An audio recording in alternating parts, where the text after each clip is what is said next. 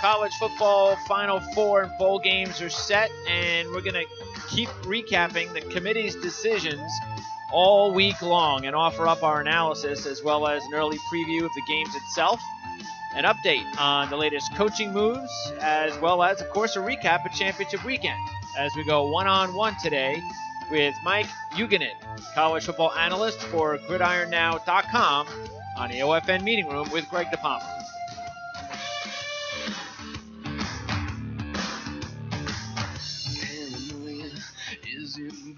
All right, it's December 6th, 2017. I'm Greg DePalma. Thanks for tuning into the OFN meeting room as we talk college football with Mike Huguenin.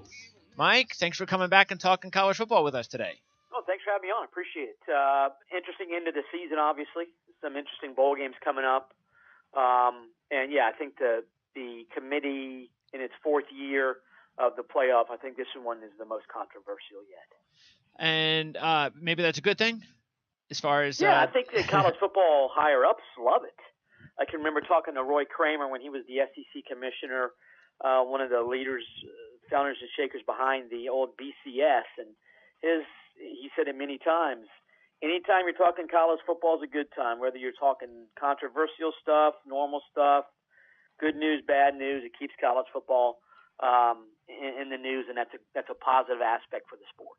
All right. Well, before we get into some of the coaching news, let's talk about the what happened last week. And, of course, the SEC Championship game, you guys over at Gridiron Now, that is where a majority of your content and analysis comes from. So what did you think about the game? I mean, I looked at it, and to tell you the truth, I thought up until the time that until Stidham fumbled when they could have at least gone up 10-0.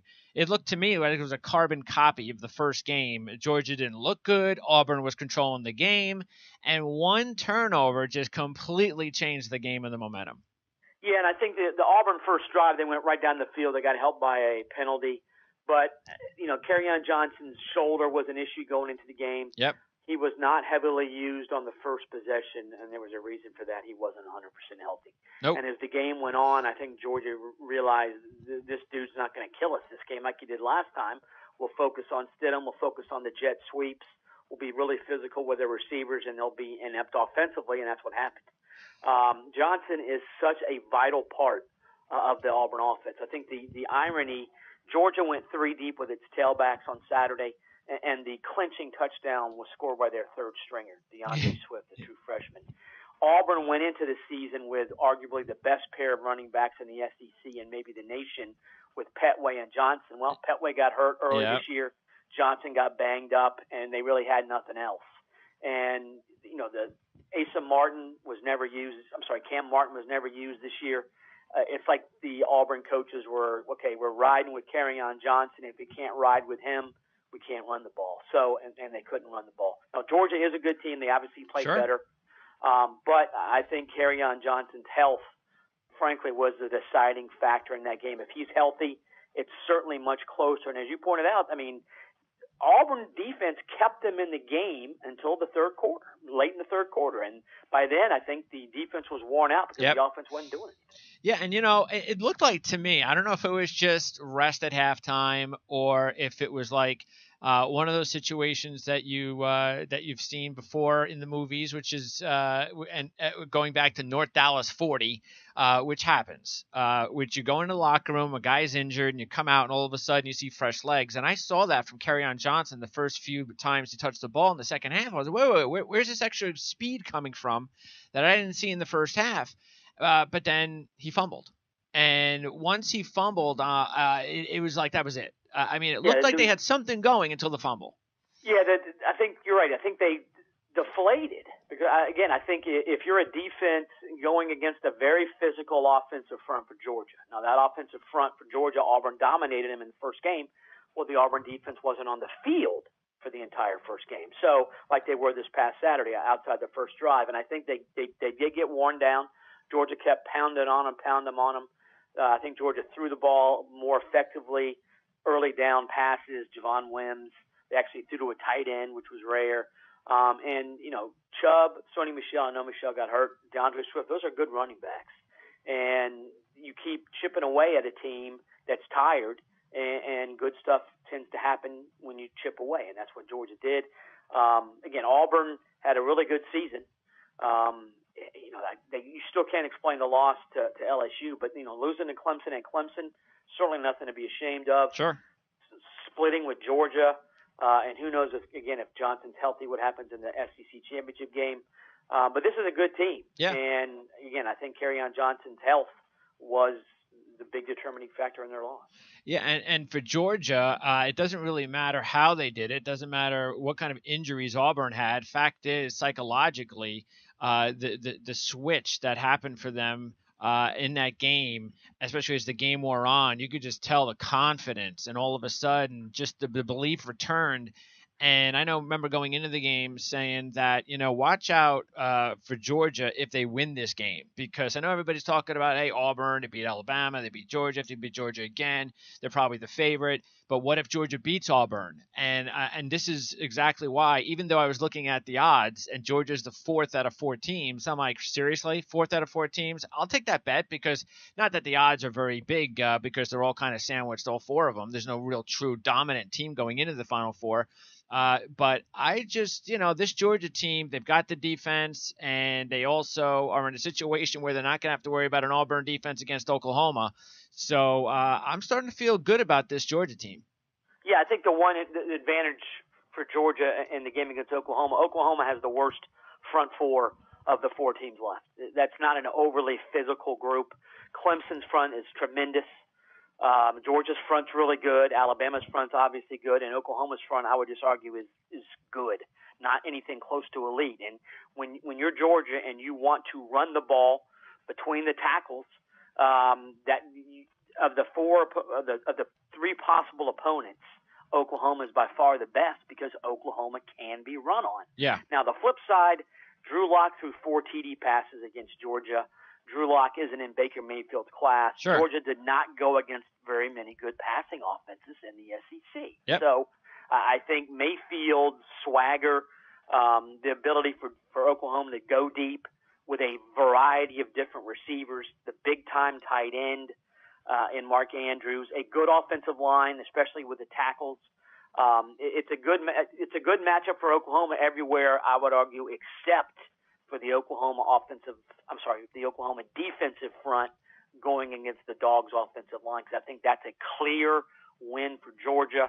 And if Georgia wants to run the ball, control the clock, I think they have a great chance of doing that, which would increase the pressure on Mayfield. Yep. Every time he's on the field, hey, we got to score, because we won't get the ball back for a while. So I still think Oklahoma is the better team overall.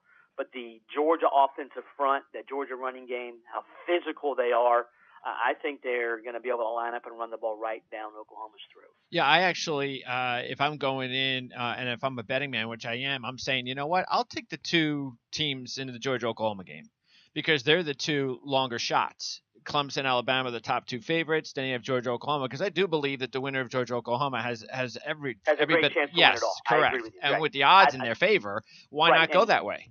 Right, and if it's Georgia, Alabama, Georgia certainly is not going to be intimidated by Alabama. I don't think Clemson is either. Obviously, Kirby Smart knows Nick Saban as well as any other coach in the country knows Saban. They beat Auburn, which beat up on Alabama. So, and Clemson, you look at Kelly Bryant, an interesting quarterback, though not anything close to being as good as Deshaun Watson. The passing game isn't as good as last year. The rushing attack isn't as good as last year. But, man, that defensive front is really incredibly impressive. Yes. For Clemson. Alabama, I think they are the most talented team left, and they were the most talented team all season, but I'm not sure they belong in the playoffs. They have 0 truly impressive wins. Yeah. Mississippi State took them to the last minute. Auburn, frankly, handled them relatively easily from middle of third quarter on. Mm-hmm. So this is not a vintage Alabama team. As good as Calvin Ridley is, he has 3 touchdown catches this year and zero TDs for Calvin Ridley in SEC play. So wow. I think the switching coordinators from Kiffin to DeBall has not gone quite as smoothly as some people anticipated. I think they miss Lane Kiffin. Yeah, who would have thought that, right? I don't want to hear about this Florida State Francois out thing because I'm sorry, but even if Francois was healthy this year, this wasn't a very good FSU would Florida. not have won that game. Yes, No, this is not a very exactly. good Florida State team No, anyway. So their offensive it line was was terrible. the talent wise when the draft comes around, a lot of those FSU defenders are coming off the board early, and everyone's going to be saying once again, "Wow, why was that FSU defense so bad?" And that's going to be a legitimate question. I think it's because the coordinator was not very good, and I think the team, frankly, sort of gave. I don't want to say they quit, but I think once they started 2-3 or 3-3, they were like, this is not going the way we thought, and this is not a good year for us." But yeah, the blaming everything that happened on DeAndre Francois' injury, that's a little bit too easy. And even you're right, even when Francois was there against Alabama, they were not going to win that game. And as far as Alabama in or not, it's interesting hearing the committee. And now the committee going back to last year when they made the decision and they said, because I think a lot of people always thought that that there was no way, say, a Penn State could not get into the playoffs over Ohio State because Ohio State didn't win the division, they didn't win the conference championship, and we always thought that the committee took that really as an important part of teams getting in, and apparently they framed it their own way because they just preferred Ohio State for whatever reason. So that was just a tip that okay, they basically every year are just going to decide who they like, and then they're going to tell us and give us the reasons why. And I think they're doing it also when we have to hear that they're looking for the 4 best teams. See, I don't believe that at all. The reason I don't believe that is because you said Alabama. Because here's the thing. You can't tell me that you're not putting Auburn in because Auburn has 3 losses and Alabama has 1 loss. Because, first of all right, Auburn beat Alabama straight up. Again, Alabama didn't even win their division, didn't even win the SEC. And if you're telling me that you're taking the best teams, then why should it matter that all? Because it wouldn't matter that Auburn lost 2 games and Alabama lost 1. Everybody knew if Auburn won the SEC championship game, Auburn was going to the playoffs. So why do you penalize Auburn against Alabama for being in a game that Alabama didn't even play because they weren't good enough to play in? And then you're going to tell me that Alabama's better straight up than Auburn? No, you're not going to say that. You're going to say, well, Auburn had 3 losses, Alabama had 1. Well, then I thought you said that you were picking the best teams. Right, the 4 best teams. And you're right. I mean, and this is the second year in a row they've gone with a non-division champion. So I think conference championships are a little bit overrated in some respects. But it seems as if the determining factor this year wasn't that Ohio State won the Big Ten. It wasn't that Alabama didn't win the SEC West. It was that Iowa beat Ohio State by 30. Yeah, right. Which I don't even. And frankly, I'm also wondering the speed disparity between Ohio State and Wisconsin, the Buckeyes offense versus the Badgers defense, was clear and distinct in the first half. And I think once Ohio State got the best lead, it sure looked to me as if they decided to play not to lose rather than to win. There is a difference. And maybe if Ohio State wins that game 31-13, maybe you overlook the 31-point loss and say, wow, that was an impressive win, 18 points or 24 points over a previously unbeaten team. Ohio State's in. But instead, Ohio State messed around. It became close in the fourth quarter. I get losing by 31 to Iowa was embarrassing. But then you look at Alabama's resume. Again, their best win is LSU. Big deal. Yeah. And frankly, you put somebody else's name on Alabama's resume. That's right. Ole Miss ain't in. So, and I'm not saying they're going for the big brand names, but I think that, frankly, there's 3 teams every year I think that get the benefit of the doubt. It's Ohio State, Notre Dame, and Alabama. And they are 3 gigantic brand names. And Alabama, again, on paper, they're favored against everybody, and there's a reason because they're extremely talented and well coached. But they did not play all that well through their 12-game season. And that's another, speaking of them being the favorite, right there is another reason. I know the guys were talking a week or 2 ago about, well, if since we're talking about who we think should be in or not at this point, keep in mind if Alabama was playing, I don't know who they named, they would be a 10-point favorite or something. And I'm like, well, why do we care what Vegas thinks? about who the favorite is. That shouldn't determine who the 4 teams are in the playoffs. And then here you go as an example, because if Auburn beats, again, Georgia, Alabama gets shut out of the Final Four, yet Alabama gets in, doesn't do anything, gets in, and all of a sudden they're the favorite from Vegas. So exactly how, and then again, so that makes no sense then to tell us that if you were leaving Alabama out, then what? Then you're leaving out Vegas's favorite team. So right. that theory also goes out the window. I actually think that if Auburn had won the SEC championship game, Alabama had a better case, because they could say, okay, we weren't dominant on the field, but our only loss came to the team that just won the SEC. They beat Georgia twice. They're the favorite to win the college football playoffs, so why can't we be in along with them? That's our only loss. Yeah, that's true. But Alabama's only loss now came to a team that lost 3 games. So you could talk. I mean, I think the bottom line, the more and more people want a 6 or 8 team playoff. That's going to come eventually. And I don't know.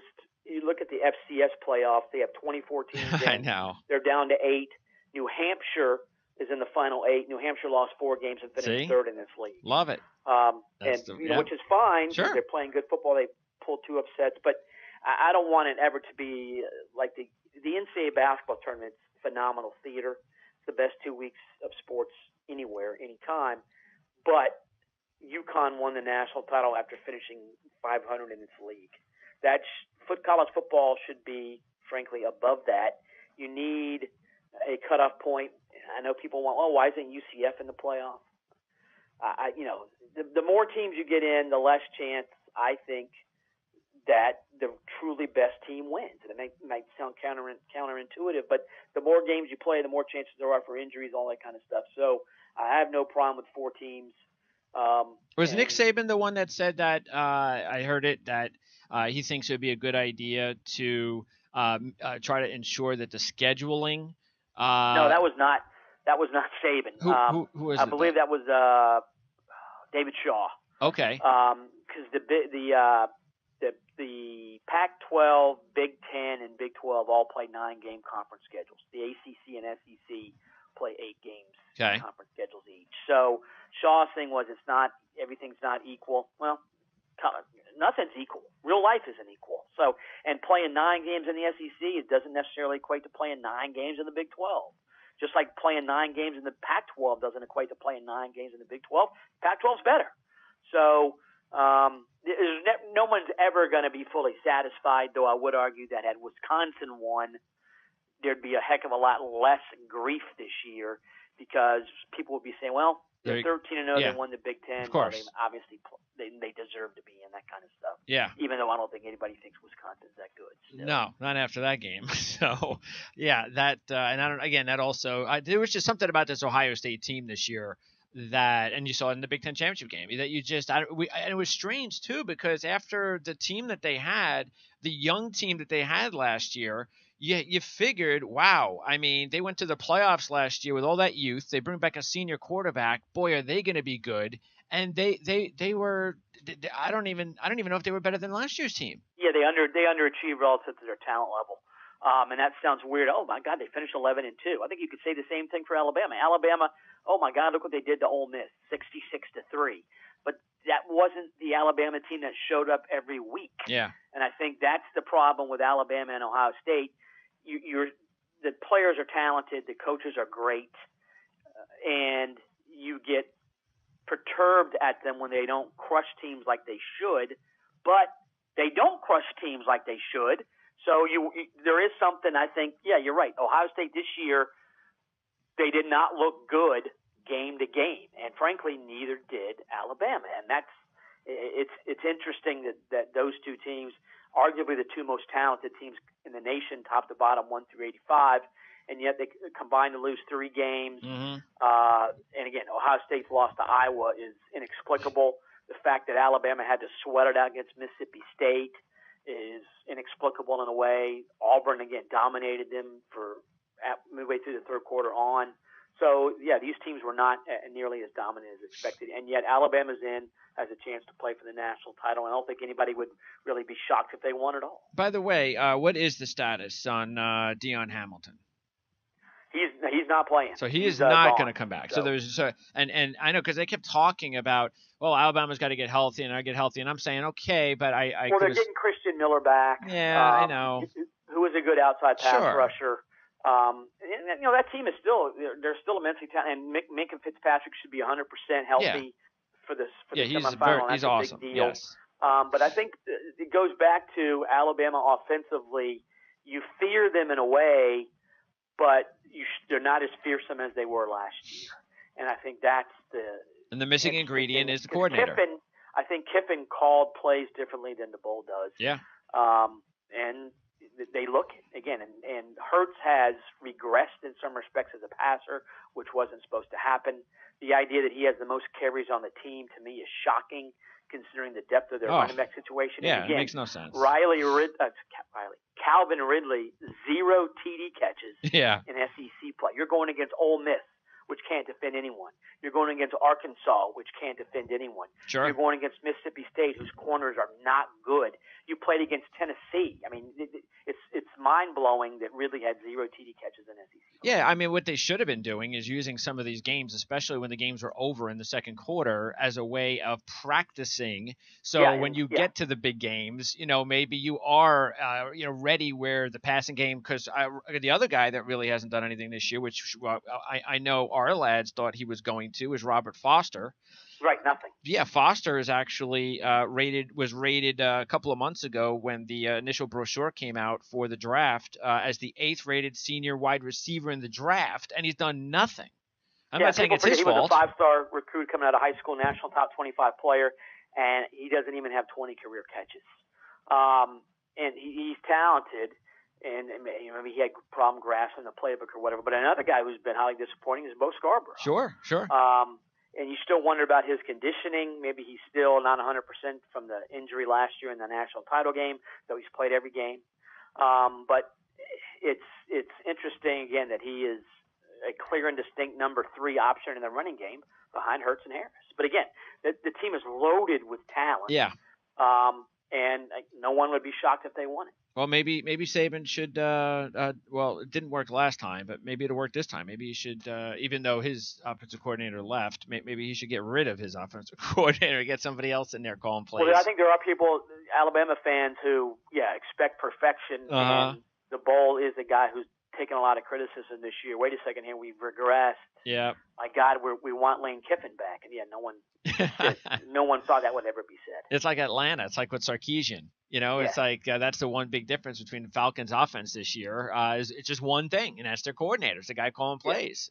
So just shows you how important that is. Now, as far as Mayfield is concerned, and I don't know. I mean, I'm starting to get a feeling from the people I've been talking to, as far as some of the other quarterbacks, that there seems to be maybe a feeling that Sam Darnold will come out, even though that I don't think anybody truly knows. Josh Rosen looks like, I can't imagine him not coming out. So if they all come out, it seems that Darnold and Rosen are the top 2 guys. Mayfield could be the 3rd guy, but could be the 4th guy if they fall in love with Josh Allen and his arm and his size comparison to Baker Mayfield. So Mayfield could be the 3rd or 4th quarterback in the NFL draft. Now, as a Jet fan, full disclosure, I have said for a good month or so that, I think the Jets are in a great position because they could sit right where they are right now. Everybody was panicking that they weren't going to get the first pick because they've won more games than they thought that they would. And I said, you know what? Don't panic, because if you sit there with the 10th pick in the draft, you know what? You can get Baker Mayfield. You won't have to move up to get him. But I still wonder if his skill set translates to every NFL team. I think you look at a guy like Jared Goff. Oh my God, what a bust! Why'd they pick him second? And this year they got a new coach who's taking advantage of his skill set, and the Rams are a gigantic surprise. So I'm not fully convinced that Baker Mayfield would fit every NFL team's offense. I would agree with that. I think you have to have a forward-thinking coach. I don't know enough about the Todd Bowles' staff to know if that's the Jets, but you look at Sam Darnold, you look at Josh Allen, even though Wyoming was probably not as good as people expected this year, and you look at Rosen and go, wow, those guys look like NFL quarterbacks, and Baker Mayfield does not. And I think there is, for spending 2 years at NFL.com, I think there is a bias in some respects toward a guy like Mayfield, who's not the prototype drop back guy. And it's almost like if you watch a 6-year-old draw, wow, that's perfectly straight line. That kid's going to be a great artist. And then, wow, that kid, he can't even draw a straight line. That's squiggly. That's horrible. Yep. But I think the key is finding the coach who looks at the squiggly line kid and go, wow, that kid's imaginative. I'm going to do some cool things with him. Yeah. And I think that's the problem, frankly, with NFL overall, that coaches aren't forward thinking enough. And Mayfield, I think he fits far fewer NFL teams, though I think on the right team, like Dak Prescott with a great offensive line and a great running back, Baker Mayfield could be pretty cool to watch. Yeah, and you put him on a team that the coach wants him to be a pure drop back passer. Hey Baker, don't be escaping the pocket, son. Hey, he'll fail. Yeah, part of the reason is because Morton, he did coach a couple years ago with the Saints. He has an idea of what's going on there with Drew Brees, who I think if anybody's going to be compared to Drew Brees in this draft, it's Mayfield. Yeah, Mayfield. Yeah. And then also because of the offense that Morton runs, is the type of offense, West Coast like offense that I think would be perfect for Mayfield. And then the other thing too is the charisma is that I think there are a lot of people who don't know him that are just throwing the Johnny Manziel thing at him, and they'll learn in the coming months that he's not Johnny Manziel. So and that's when that happens, people will start to respect him more. And because he's got that attitude in him, that's the kind of thing that I'm excited about if he were to get drafted by the Jets, because that franchise needs a personality at quarterback, a young personality, somebody to take over the organization, something that he just haven't had in just maybe forever since Joe Namath. So that's why. But I will say, and I've said this before, I'll take any of those guys because I think this is a good quarterback draft. I mean, I don't know about Josh Allen because he's so erratic. I think he needs time. But I'm not gonna be upset at Rosen or Darnold. But I just say, hey, you know what? If you can sit there and not have to move up and trade next year's first round and this and that, and you can just sit there and grab a guy like Mayfield, and that's kind of was my point, was that I think you're in a good position in doing so. Yeah, I don't think he'll get overwhelmed by the pressure because I think he thrives on it. Kirby Smart compared him in a way to Favre. And he's like, I get the fact that he's not as physically imposing as Favre, but he plays with a swagger. He makes big plays in key moments. Yes. Nothing overwhelms him. Yep. He makes tough throws with aplomb. He's not ever scared about, oh, my God, I might throw a pick here. So, yeah, I think Kirby Smart looks at Baker Mayfield and says, this guy's going to be super hard to defend. And I think that's, if you're a coach at any level, if your quarterback's hard to defend, that's the thing you should focus on, not the, wow, he doesn't look like a quarterback that I am used to working with. Yeah. Look at the positive aspect. And I think Smart did that from a defensive coordinator standpoint. Wow, he does a lot of things well, and he's going to make us defend the entire field.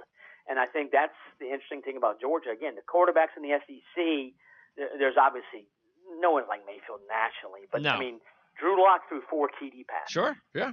Against Georgia. And if Drew Lock can throw 4, what's Mayfield going to do? Well, isn't that what we talked about the last couple of years with Alabama, was if you're going to beat Alabama, you have to have a Chad Kelly. You have to have a Deshaun Watson. Exactly. Yeah, and so and maybe that's why that game, the Georgia-Oklahoma game, is so interesting and is going to be so great, because I think we're looking at Alabama Clemson. That's what we're looking at. I mean, you're right. Georgia is Alabama Junior in a way, because Kirby Smart's off the Nick Saban tree. The difference is Jake Fromm is not nearly as athletic or mobile as Jalen Hurts. But You're right. That defense, he's formed his team in the same Nick Saban mold. I'm going to run the ball between the tackles. You know it, and you can't stop it. And on defense, I'm going to physically pummel you for 60 minutes. And that defense does that, but you're right. I mean, they have active outside linebackers, Bellamy and Carter, though I would argue that Lorenzo Carter might be the most overrated player nationally. Roquan Smith is tremendous. Oh, he's awesome. Georgia's secondary is pretty good. The interesting thing about that is their best player in the secondary this year was J.R. Reed, who's a Tulsa transfer. A kid who's starting his career at Tulsa is an all-SEC safety. But that defensive front, they're extremely deep. And I think that's the difference for Oklahoma. You're not going and, as good as TCU's defense is, They don't go 9 deep on the defensive line like Georgia does. They don't have an inside linebacker like Roquan Smith who can legitimately shadow Baker Mayfield. Yeah. So this is going to be a tremendous chess match. You got first-year coach Lincoln Riley versus second-year coach Kirby Smart. Yeah. An offensive guy versus a defensive guy. It's just, that to me is just an electrifying game. Yeah. You got the state SEC versus the wild and woolly Big 12. So there's a lot of cool stuff in that game. Yeah, that's the game without question. If I had to pick one to watch, that's the one I'm watching. I've seen Alabama Clemson the last 2 years, so I like this one. Now, by the way, speaking of Locke in Missouri, I got to tell you, I mean, there was probably no team that I actually ended up backing for the last month of the season every week was Missouri. I just love the way things changed for that program. After Barry Odom went up there and basically just, he delivered his little speech. And after that, it was like an incredible turnaround. Because I remember saying, you know what, Barry Odom ain't going to make it. This team, I don't know what's going on. They weren't very good last year. They're terrible again this year. And all of a sudden he goes out there and he kind of fires everybody up, and it sure worked. And all of a sudden Missouri started playing some pretty good football, and I like him in the bowl game. So I mean, am I wrong? Is this this no? Team? They're a 6-game winning streak. The thing is, they haven't beaten a team with a winning record in that streak. Mm-hmm. Oh, they don't play one in the bowl game either. Texas isn't very good. There you go. So Missouri could go into the offseason with a 7-game winning streak. All those 7 wins come against teams with losing records, but they are fun to watch. Drew Lock throws the heck out of the ball. They lost Crockett, the running back, big deal. Larry Roundtree, the freshman, stepped up. Ish Witter's not bad. Incredibly deep group of receivers. The tight end, I can't pronounce his last name. I just call him Albert O. 11 TD catches. An offensive line that's severely underrated. Now, the defense is garbage, but it doesn't matter. It doesn't matter when you're playing Vanderbilt, Tennessee, and Florida, and Idaho and UConn. You simply just get your offense on the field. You're going to go up and down the field, and that's what Missouri did. So it will be interesting. My assumption now with Josh Heupel leaving as the OC is that Locke for sure goes pro now. Oh, okay. Now, he has some work to do. He's not nearly as polished as he should be. Heupel leaving to go to UCF to replace Frost, I don't think he's going to be successful because you're right. I mean, we're talking about a team that started 1-5, and I think, frankly, almost everybody was thinking, man, that was a horrible hire. Yep. Barry Odom's getting fired. Yep. Josh Heupel's offense only works against non-conference opponents, blah, blah, blah. Who's Missouri hiring next? And here we are, 9 weeks later, Missouri 7-5 going to a bowl game. Barry Odom's going to get an extension, and Josh Heupel just got hired by UCF, which is 12-0. So that's the ups and downs of college football. But you're right. I mean, they could have easily. I don't care who they're playing. Missouri could have quit, but they didn't. No. And Locke, I think if you're a NFL scout, you look at him, and there's a lot of things to like about that guy. Now, I don't think he's NFL ready, but I think give him a year on the sideline, and this dude on the right team can be pretty good because he's got a strong arm, plays with a swagger, smart kid, and he's used to having good receivers around him too. I mean, he knows how to read defenses. He makes quick decisions, not always the best decisions, but he's an interesting quarterback. Yeah, I mean, look, I would hope. I know a lot of times you say, yeah, okay, there's no reason for this guy to come back. We know he's going to leave, but you do hope. I mean, you would think too that Locke, with all these top guys coming out, if Locke does stay, he could be a first rounder next year. Yes. So that maybe he can get influenced by that. I think that it will be interesting to see who they hire as the coordinator. Yeah. This was his second year with Heupel. Obviously worked well with him because his production was he leads the country in touchdown passes. He set a SEC single season record for touchdown passes, which is pretty impressive.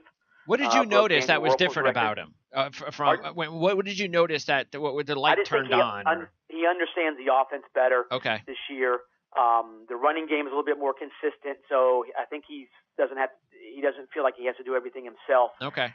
The decision making improved. Now, I would argue that he went from a C to maybe even a C- to a B+ in decision making. Okay. But he still threw 10 picks. Yeah, sure. He's got to sort of button that down a little bit. But that's the thing. I think he's going to have to sit for a while in the NFL just to learn how to read defenses better. But the decision making improved greatly in talking to people at Missouri and watching him on TV. I think part of it is he's more comfortable in the offense in his second season. Heupel threw a lot at him last year. They were horrible. This year, though, I think he seemed to understand the offense better, play with more confidence. Mm-hmm. Always had the swagger, but I think there's a difference between swagger and confidence. I think this year he has them both. Where does Jim McElwain, Kevin Sumlin, and Brett Bielema go? Where do they go? The thing is, Bielema, I think, can coach. And his style, the irony is his style, he wants to win with a running game and defense, which is what Alabama does, LSU does, Georgia does. He just can't get the players. Yeah. Now, Wisconsin, I think it was a case of my players are just as good as yours, and I'm a better coach, so Wisconsin won a lot of games. At Arkansas, it was a case of I'm a good coach, but my players aren't in your class, and I'm losing a lot of games. So I think he needs to go to a place. He can be a Power 5 coach again. Sure. I think he'd also be great on TV. I sort of hope he goes to TV because I think he'd be fun to listen to for one season and then he can get back into coaching. McElwain has to go somewhere where there's very low expectations.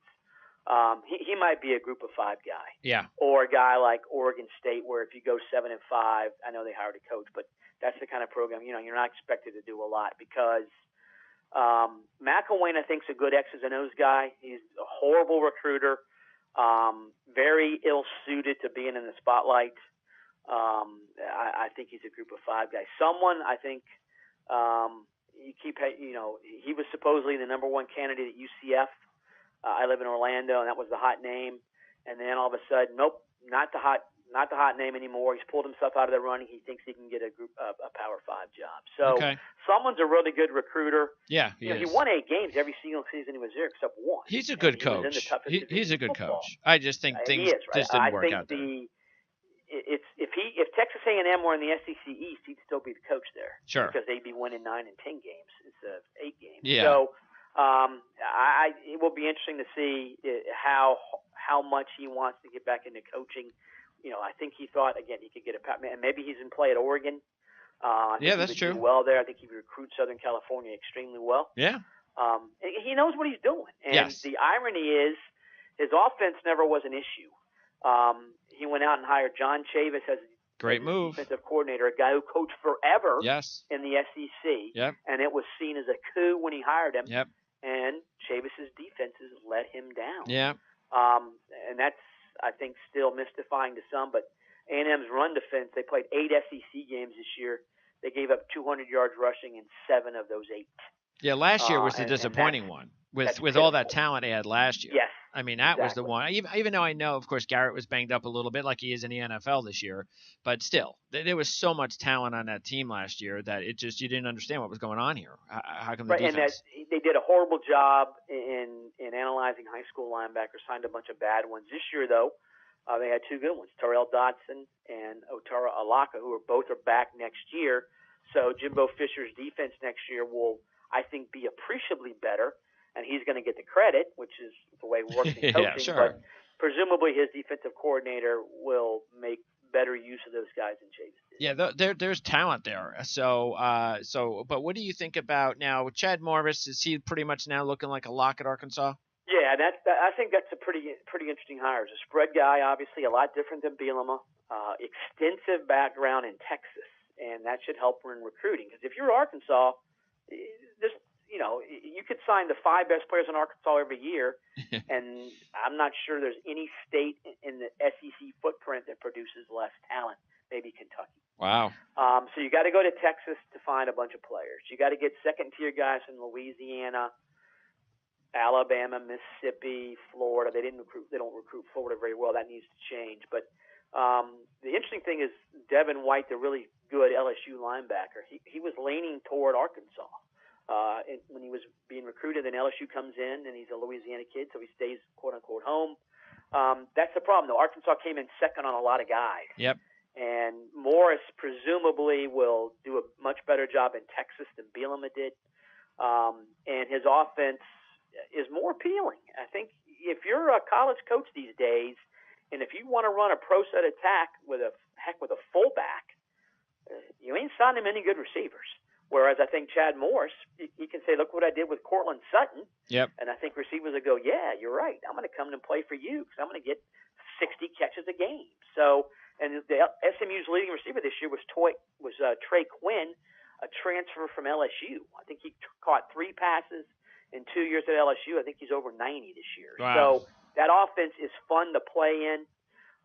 Presumably he can get better quarterbacks than he did at SMU, and frankly, better players. So I think Arkansas offensively is going to markedly improve, but the problem, I don't. He's trying to get Brent Venables as his defensive coordinator. And I think at first blush, people are going, "Why would a defensive coordinator leave Clemson to go to Arkansas?" Well, he and Chad Morris are extremely close. They coached together at Clemson. In fact, when Chad Morris moved from Clemson to become SMU's coach, he sold his house to Brent Venables. So they are really super tight. And maybe Venables looks at it as, if I can go to Arkansas and spend 1 or 2 years there improving their defense, I can parlay that into a head coaching job because I ain't getting one from Clemson for whatever reason. So it's the SEC this offseason has made some interesting coaching hires. Yeah. And then, of course, you have Tennessee, which is a clown show. Yeah, and it was actually interesting to Chad Morris. I mean, if he goes, if with all the openings, if you would have predicted where Morris would have went, you would have thought Texas A&M, since that's his alma mater. He's a Texas A&M grad. Yeah. The weird thing is he was a math major in college. Very smart guy. Did not play college football at all. Long time, ultra successful high school coach in Texas, especially East Texas, which produces just an incredible amount of players. So again, from a recruiting standpoint, from a relationship standpoint, Chad Morris can probably go into almost any high school east of Dallas, and the head coach is going to know him.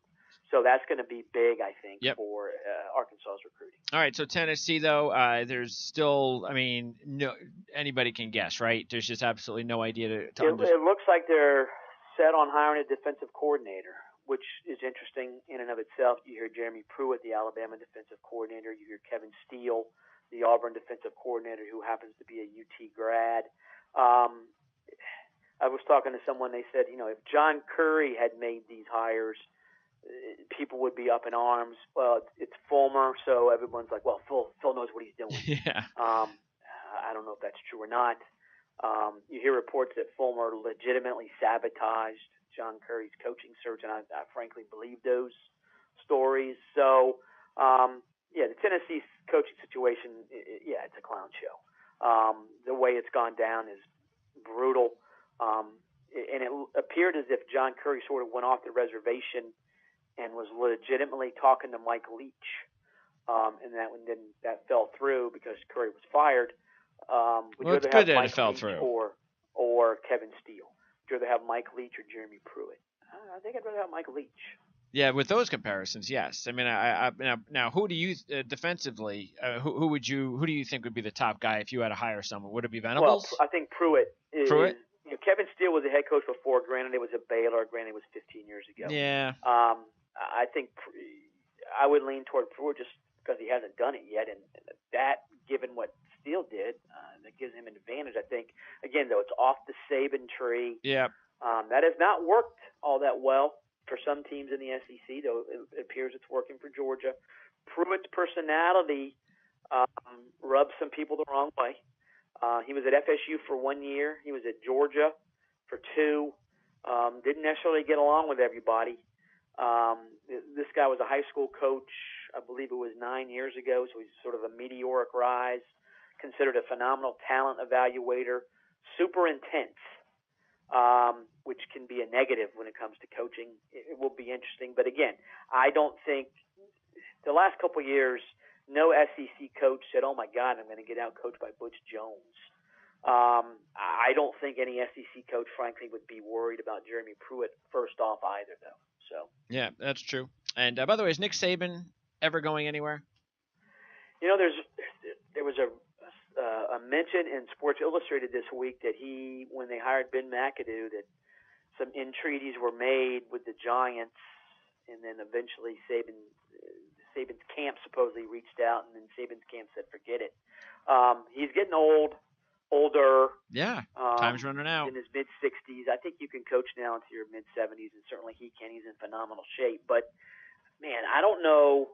I think the only thing that could possibly be going through Nick Saban's mind is, what more can I do here? Yeah. I'm already compared to Bear Bryant, yep. for God's sake. Yeah.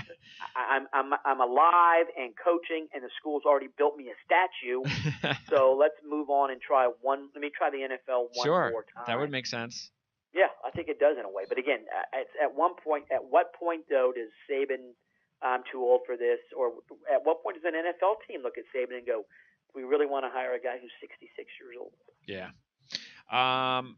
Do you have a favorite bowl game, by the way, that you're going to be zeroing in on? I think the playoff games are both extremely interesting. There's a lot of really bad garbage bowl games. I mean, Ohio State USC could be okay. You got the two big programs. That could be interesting. Penn State Washington. Penn State Washington I'm intrigued by because Saquon Barkley sort of fell off the second half of the year. Washington's defense doesn't get enough credit. Extremely well coached on both sides of the ball. Boise State, Oregon in the Vegas Bowl would have been interesting if Taggart were still at Oregon, but you wonder if Oregon's even going to show up now. Yeah. And also the Camping World Bowl here in Orlando. Virginia Tech 9-3, Oklahoma State 9-3. A team that Virginia Tech, Bud Foster going against Mike Yurcich's offense. Mike Gundy lets Yurcich run the offense. That's a very interesting dichotomy because Virginia Tech is a really physical, aggressive defensive team against a finesse but also aggressive Oklahoma State offense. So I think that's a pretty interesting match in terms of the chess match. And the TCU Stanford game in the Alamo Bowl has some intrigue for me. I'm not a big fan of Big 12 defenses. I don't think they can handle physical running games. Yep. And that's all Stanford can do. So plus you got Gary Patterson versus David Shaw. That's a pretty cool coaching matchup. Well, Mike, I appreciate your time, and I'm sure we'll get an opportunity to talk to you again in the next couple of weeks as we get closer to some of these bowl games, and definitely before the playoffs get underway. And in the meantime, again, they can go to gridironnow.com, and that's definitely not only SEC, but primarily SEC, correct? Correct, but we do cover Florida State. We've had a ton of stuff on Willie Taggart. We had a story last week, as a matter of fact, saying if Taggart gets hired, here's the potential makeup of the staff, and it looks like we're going to be pretty spot on those. So, but mostly, we're SEC-centric. Mike, I appreciate it. We'll talk to you real soon. All right, had fun. Thank you. Excellent. All right, so great opportunity there to get on other analysts, especially Mike, who's been covering college football for about 30 years. So second time he's been on the show. And we look forward to having him back again many times here. And we're also going to be working with Mike for the draft. So we're looking forward to that, especially covering all the SEC talent coming out. That should be very interesting for us and definitely for our listeners. So coming up a little bit later on in the show, we have managing editor of Athlon Sports, Mitch Light, will be joining me at 4 o'clock right here on the OFN meeting room. If you have any questions or comments, if you'd like to participate on the show, you can send your messages and follow us on Twitter at PrimeSN. We'll see you next time here on the Our Football Radio Network, where you can find the best college football depth charts in the industry and where it's never too early to think about the NFL Draft.